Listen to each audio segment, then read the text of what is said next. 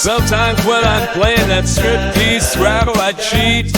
I use my OED, talking that Oxford English dictionary, all 20 volumes in one book. I might do shelves in the dining room. Sometimes I have to pull it up, baby. And sometimes I just have to whip it out. Talking about volume 1 of my OED.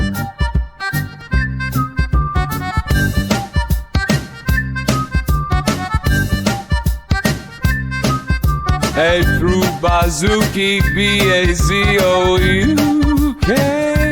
I know you want to know what it means. Bazooki, C-Bazooki, B-O-Z-O-U-K-I. Curse that the regular spelling.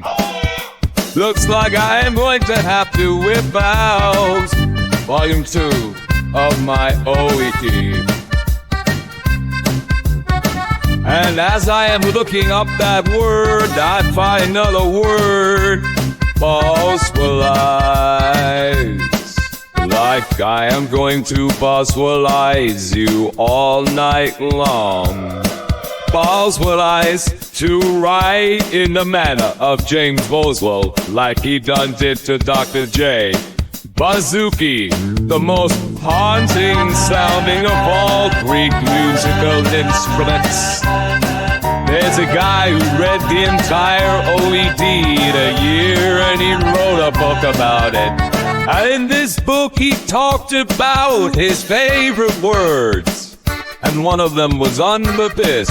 And he said, quote, to whoever thought that there was an actual need for such a word, is it possible that sometimes usual things that had been urinated on that there was a pressing need to distinguish those that had not, end quote.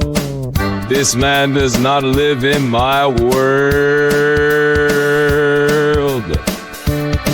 One of my childhood friends had a cat that he named Shithead. And Shithead lived for 15 years in his room. And for the last 5 years, it did not use a litter box. When I was older, I worked as a security guard at the building by the old Houston Post. And one night my friend lent me a bag of comic books. What to while away the time?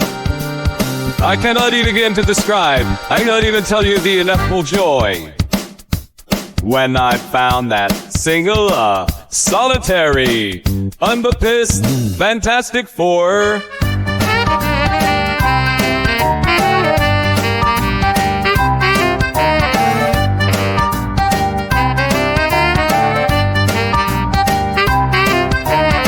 One of the writers of the OED cut his penis off with a penknife. But that's another song about the guy who cut his member off whilst writing the OED. And I said, oh!